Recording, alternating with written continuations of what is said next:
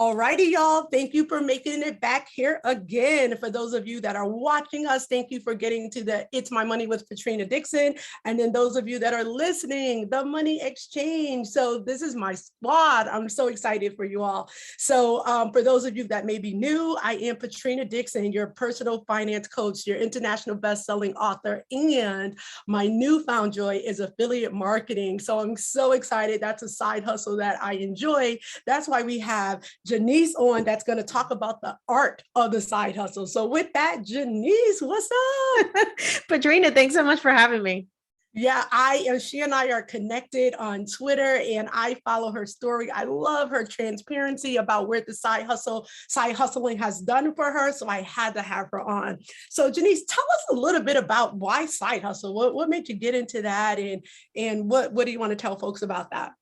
Yeah. So if you can identify with the narrative that I think a lot of us get growing up, that you should go to college, get a degree, go to school, work till you're 65, hopefully retire if you make it that far. That just never sat with my spirit. I don't know why. I've always been sort of a rebellious child. And now I realize like, okay, this is why everybody was trying to make me conform, because I was actually not meant to do that. So I'm Latina, first generation, the oldest of two, and the directions were very clear, like go to school, become a doctor, a lawyer, engineer. Those are the three choices. And I picked the engineer because my dad is one as well. And I did that. I got my degree in molecular biology and chemistry. I have a master's degree in biotechnology. Like the whole plan was for me to have this lucrative, fruitful career in the engineering industry. And by the age of 27, I was in debt. I was miserable. I had all the external markings of success, according to society, but internally I was hella miserable. And I'm, talking about like clinically depressed, diagnosed with anxiety, having a hard time getting out of bed every day. And I'm like, this cannot be what adulting is. I am not here for it. And so as I think it was like sort of an exercise in frustration and rebellion, I said, I'm going to create my own thing. Like, I just want to do my own thing, even though I hate this job, it pays me well, but maybe I can just have something that I have going on the side. And so I started dabbling into the world of online entrepreneurship. That led me down the rabbit hole of, YouTube and Google. And I found out about blogging. And for me, blogging was like this thing that I saw people being able to do it from anywhere in the world. You just needed an internet connection. You could share your passions and the things that you care about with people and have audiences that care about your story and what you're writing about. And that was the spark that led me to entrepreneurship and side hustling. And that was back in 2013. Couple months after I started my blog, I got laid off. So I got to pretend like I was an entrepreneur because I didn't have a job and I didn't have a boss for a couple months. I didn't have the pressure of having to go back right away because I got a severance. And so I took those 3 months to pretend like, what would this self-employment life look like? And I was hooked. I actually cried like when I had to go back to work because I'm like, I need to do whatever I can to get back to a place where I am my own boss. And that set me on the trajectory that eventually led me to quit my job last year. I love it. I love it. And thank you. So first of all, what's up, Latina? Yes. So I love that. And you're right. I think so many people, because often we talk about what that higher education will do for you, and that fact that that's the dream to do, graduate, get your master's, if that's needed for what you need to do and get that great job. And that is great for some. That's not great for everybody. So I love how you were a prime example of you were rebellious, but you still did what was expected of you. And then after trying it and then trying the other, you're like, yeah, this is better. Because I think oftentimes, and you probably get this as well, what does financial freedom feel like for you? What is wealth for you? The number one thing for me is peace. Like if I'm stressed out to make all of this money, that's not freedom to me. You know what I mean? Absolutely. So like I'm not gonna, kid anybody, like making a lot to have a lifestyle that I have come accustomed to and enjoy. Love that. But I don't want to do that at the expense of being annoyed, frustrated, and don't want to, laying in the bed on Monday, like, oh God, I got to do this again. So I love that you shared that. And the other thing you did, which in my opinion was a smart step, I'm going to try it. So before I leap, I'm going to see what that really will be like. And talk to us about that. So yours seemed to have been, this worked well when I tried it. Or did you, if you didn't share, can you share what was some of the cons that came with that? Like, was it like I didn't have to get up and be in at 9 and I didn't get up to, noon? Like how did you go work through anything that was a con during that trial process? Yeah. So I want folks to know that starting a business looks very glamorous and looks very easy online. The social media algorithm will have you out here thinking that you're going to create a 6-figure business in 2 weeks and be like traveling from, working from Bali on a freaking yacht somewhere. That is not reality. I didn't make any money for the first 2 years. And I always tell people, if your primary ambition in life is to make money, do not start a business, because it's going to be one of the hardest ways that you go about doing this. Okay. The passion has to be there first. The why, the bigger purpose, the mission. You have to be very clear on like why you're doing this, because you're going to be doing it for free. And so I think that is something that, because I've never started a business with the expectation of monetizing it, it's always been like a hobby turns into people wanting to pay me for what I'm doing. That has always been my success, if you will. Like the key to my success is not getting married to the idea of what something is supposed to be. When I started my food blog, I didn't know what a niche was. I didn't know SEO. I didn't know how to use social. I didn't know anything. I just knew, hey, I want to share my Puerto Rican recipes because I love being in the kitchen and I don't see any of this content online. There's barely Puerto Rican cookbooks, right? And so there was definitely not Puerto Rican bloggers. And I started realizing like people want to see this stuff. My website started to crash because of the amount of traffic I was getting, with people finally having access to recipes that they grew up eating, but nobody taught them how to make. And now I was like one of these first people online that was showing them how to recreate the recipes of their childhood. So did your aunt or your mommy or your tita, is that what it is? Tia, yes. Did they get mad with you? Because I have a lot of Latino friends and I love me what I call orange rice with meat in it, right? That's how I describe it. I know there's probably another name for it. And I ask how to make it. I'll make you some. They'll never give me the recipe of how to make it. So I know it's just not the color and the change it, but it's funny because I love the rice. I now in my town have this restaurant that offers great restaurant. And maybe it may not be great to you because you make it and you are Latina, but I was always given that response, like, I'll just make it for you because nobody ever wanted to tell me. So did they get upset with you when you started sharing all these secrets? Yes, they absolutely did. Like I had a little bit of pushback from my family that's like, oh my God, you're like giving up abuela's secrets. And I'm like, look, y'all, there's a greater purpose here. Okay. This is about just like sharing the pride that we have in our heritage and helping people connect with our culture. I think it's a beautiful culture and everybody should know about it. And so now that, they see how profitable the whole venture has been, they're just like, look, here's another recipe for you to share. Okay. Now we're on the other side. They're like, did you put this on the blog yet? I love it. And the other thing that I love about this is, and I think, and I love how you brought this out, because I think sometimes, because I have a community of people that's trying to figure it out. How do I do the side hustle? Do I make this leap and go about it? What I love is you didn't go out and get another skill. You already talked about, what you have from an education and background, but it was something that you are already doing. You enjoyed, you cook, you like food, you love your heritage. And that is what started it all, right? So can you just talk a little bit about, dispelling or debunking the fact that you have to go out and learn this other thing in order to become this online or whatever entrepreneur? Be in your lane, tell people your story. Dr. Sherwood always says, your story is about you, but not for you. So people wanted what you're giving, maybe thought it was trade secrets and now you're like unleashing that. So talk about, so when you said passion, but talk all about what you already have inside can be what you end up making money from.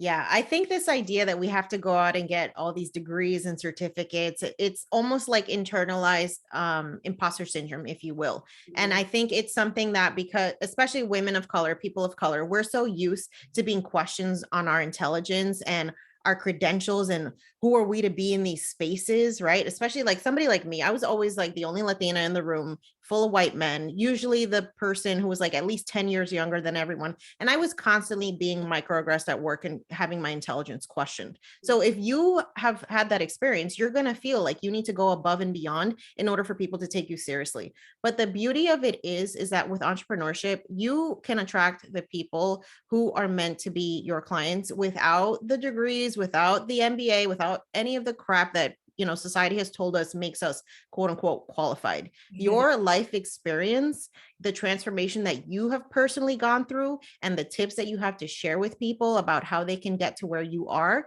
that is the power of your story. And so you get to choose that narrative versus falling susceptible to this capitalist idea of like what a successful person looks like. And that's why I feel like, you know, it's important, especially for women of color, to see entrepreneurship in an authentic lens, because then it gives them permission to show up authentically. Yeah, you're so right. And I recently had the wonderful opportunity to present to single moms. And I was a young single mom. And I went back and forth of whether to bring that in because we only had a limited time. I can't tell you, I made the decision to bring in my story. That completely, like, they were like, it was like they were listening to, I don't know, the Pope or the president, like in this room, because it was what you understand, because they now look at me now. I'm a married woman, older, doing what I do, but that was my place. So I certainly get where you are. And that's what people need to understand. People want to feel like you are like relatable. You understand, not you understand because you've been working with people, but you are the people, you were the people or whatever it is. So yes, that's so important. So I'm finding now, based on that experience, I weave in my story a little bit more, because I didn't used to do that. I come, I show up, I do my thing and leave. But now my story, either right in the beginning or throughout, I add in. So I'm glad you share that. So if somebody's listening, now they may have not lost their job, or they may have, they are considering this. What would be a couple steps that you would share with them that they should first, one, think about, get it going, potentially going this route? The first thing I would say is demystify this idea that you need to have a ton of money to start a business. The internet is free. Okay. You can go to the library and literally like use the internet. So social media apps are free. Social media is how you market nowadays. Like, you don't need to be out here paying ad companies, ad agencies, hiring marketing firms. Like, you can be your own marketing firm. All you need is a phone and an internet connection. That's number one, because I think a lot of people have this idea that, well, I can't start a business, I don't have any money. I have started all of my businesses for like less than $100. Okay. So that's number one. Number two, you don't just necessarily have to try to spin off your professional skills into a business. If you hate what you do for a living, why in God's name would you do it for yourself? Okay. This is your opportunity to jump off of that treadmill, hop out of that rat race, and literally create something new. So taking a look at your personal skill set versus just your professional skill set is very important. You know, the thing that people always ask you about, that is an inkling into what you're good at. If you're always being asked to, you know, bring the beautiful cake to the family party, or you are always being asked to sew somebody's outfit, you know, because you are expert at seamstress, or if you are just really good at teaching people about money, you have a way of breaking things down that makes it interesting and easy to understand, that might be your secret sauce. Like, it does not have to be that you know how to build rocket ships. You know, that's what I would say. And then also, you know, a lot of people get afraid of marketing themselves because there's this idea that asking for money somehow makes you a sleazy, bad person. And you have to approach marketing from like, what potential do you have to change someone's life by offering your service to someone? You know, like, I know that the work that I do can change women's lives. And so that, for me, that is why I have a duty to talk about what I do and to share my story. It's not about, you know, I want to get rich off of people because I'm selling a pipe dream. It's like, no, I am literally teaching you the things that I wish I had known when I started and was floundering for 2 to 3 years. Like, people will get farther by investing in themselves and working with someone and hiring a professional than they will trying to DIY stuff. And I can tell them that because I tried to DIY it and I struggled for a very long time. Yeah, right? exactly. So just like get really comfortable owning your power, owning your story, and owning the value of the work that you do. And please don't undercharge, because I think there is this misperception in communities of color that like we can't afford a certain price, that we like cheap things and we don't see value in things that cost maybe more than what we're used to. And I'm like, yo, that's mad rude. You know how much money is in our communities? Do you know how much like capital and economic power we have? We should not be in each other's pockets telling other people what they can and cannot afford. Exactly. You know your worth. You know what you need to keep the lights on. You know what the value of your service is. Like, be unapologetic about it, because by you owning that, you actually give the people around you permission to ask for more as well. Exactly. Very well said. Very well said. So Jannese, we mentioned your blog, your food blog. I know that's not the only side hustle you have. Can you talk about the others you have? And then to whatever level of transparency you want, because I know you're very transparent on Twitter. Talk about the income, where it was at one point and where it is now, if you feel comfortable doing that. Yeah, absolutely. So, investing in your education is the thing that I will always harp on. And when we say education, it is like, I'm not talking about going to college. I'm talking about just learning, like being curious and always being a student of the world. It has been the thing that has transformed my life. So by becoming a blogger, I was introduced to this world of online entrepreneurship. I started doing that. After a couple of years, I found my footing when I figured out like I need to hone in on my Latina culture. And I started getting brand partnerships. I started being able to monetize my blog with ads and affiliate marketing. And that first year that I made $10,000 was 2017. So that for me was like, oh my God, this is like real money. Like I need to be reporting this on my tax money. Okay. And that was the hook. So the following year I made $26,000. The next year it was 46. The next year it was $85,000. And last year with my blog alone, I made over $144,000. Stop right there. On your blog. Hold on. People listening, let me tell you what a blog is. With an email with words. That's what a blog is. That somebody is listening, reading, potentially sharing, commented on, and you said affiliate. She has affiliates, so I'm sure that's within there. This is how she made with some people are going to work every day, frustrated where they're going. They're not making that. So I'm sorry, I had to say that. Let me pause. Okay. Yes. Back to you. So, along the way, I'm continuing to learn about the power of money and entrepreneurship in order to build wealth. And I was really inspired to, invest in my education with just like time and energy. So I started listening to personal finance podcasts, started listening to Susie Orman, Jean Chatzky, Farnoosh Torabi. But I was like, where's the Latinas? Like, who was teaching us about money? And I couldn't find any voices. Surprise, surprise, right? I did find Jamila Souffrant's Journey to Launch podcast. And for me, she's amazing. She's an icon in the space. And for me, she was like one of the first women of color that I heard talking about financial independence, entrepreneurship, investing. I'm like, well, if she can do this, I can do this too. And so that inspired me to start the podcast, Yo Quiero Dinero, which is targeted towards Latinas because I needed the permission to pursue financial independence. I needed the permission to start a business. I needed the permission to start investing. And when you don't see yourself represented in these spaces, it can feel like, well, why are you even doing this? You don't belong here. And so it was really important for me to create that community.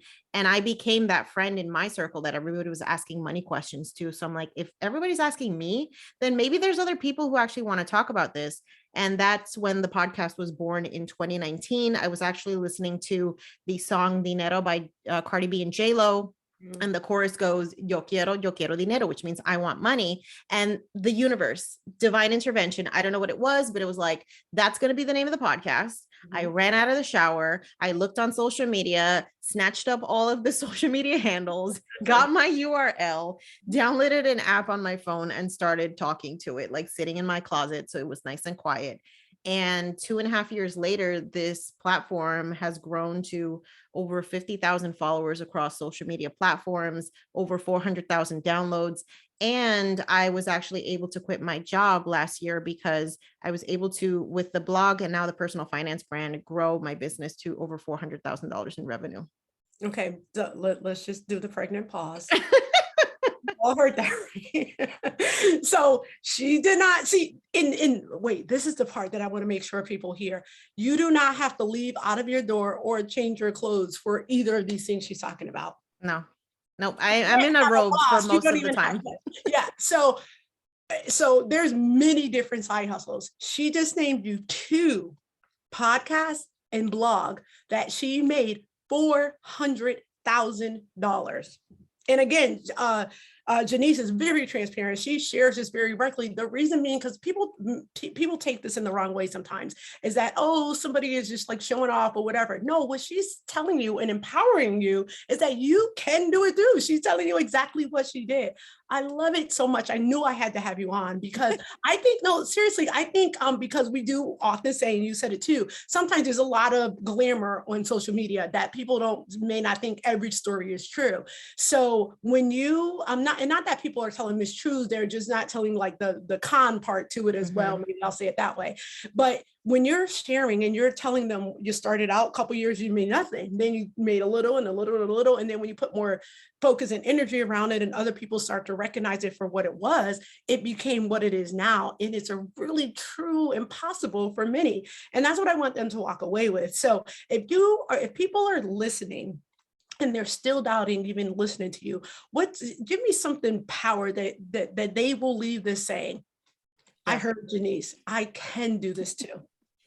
I think it's just the first thing is to wrap your mind around this idea that what has been placed in your heart is there for a reason. And you should stop trying to deny it, stop trying to ignore it, stop listening to the people that are like, oh, you're crazy for wanting to do this, because those voices are not going to serve you. And as someone, who comes from an immigrant household background where we are told not to do the scary things because we might be putting ourselves at risk, putting ourselves at jeopardy, jeopardizing our stability.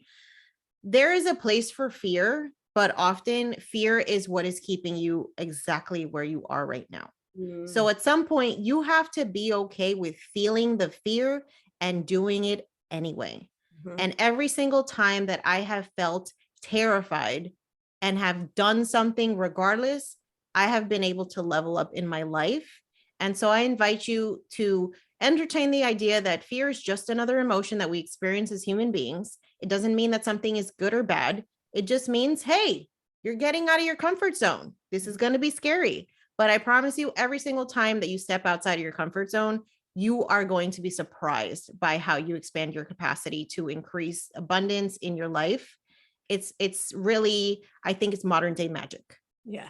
I love it. So well said. Thank you so much. And you know what I'll add my piece to it is, don't wait for perfection. I think if Jannese or I will look at our first blog in podcast versus this one and the one before, even the equipment used, it's different because you learn along the way, but you don't know what to change or slightly modify until you put the first product out there. So do not wait for perfection either. So Jannese, I know not just the Latinas, but people are going to want to find you. They may ask you one questions, may work with you, whatever. How can they find you? Tell them what you have going on or where they can go and find you. Absolutely. So I have a couple of signature programs. I have a program called The Art of the Side Hustle, where I give you the A to Z roadmap to create your side hustle. And no, you do not have to quit your job. Like, I do not encourage doing the scary, risky, crazy things like, quit the job and figure out later. I will give you a framework in order for you to start your side hustle while you're still working your 9 to 5 and eventually scaling it to a place where you can walk away from that. I also have a program for people who want to start blogs called the Jumpstart Your Blog Bootcamp. That actually starts on March 7th. And so I walk you through the entire process from getting your URL to monetizing and everything in between, skipping all of those, the dramatic hard parts that I went through when I was trying to DIY my blog. And then you want to find out more about me and the podcast, you can go to YoQuieroDineroPodcast.com and you can subscribe to the podcast wherever you listen. Great. And I know that was a lot. If you didn't have your pad and pencil, it's okay. The show notes for both the YouTube and the podcast, just go right below. You'll get all the information that she shared. So Jannese, thank you so much for being on. I really appreciate you. I so love what you're doing. I love seeing what comes forth. And I just wish you continued success in the trajectory keeps in the upward direction. Thank you so much. You're welcome. So thank you again, my squad. Thank you for being here, rocking with me. If you enjoyed this episode, or if you feel like someone would benefit from listening, please make sure that you share. If you're not subscribed, hit that red subscribe button on the YouTube, and whichever audio platform you're listening to, make sure you subscribe or follow there. Thanks again for being with us.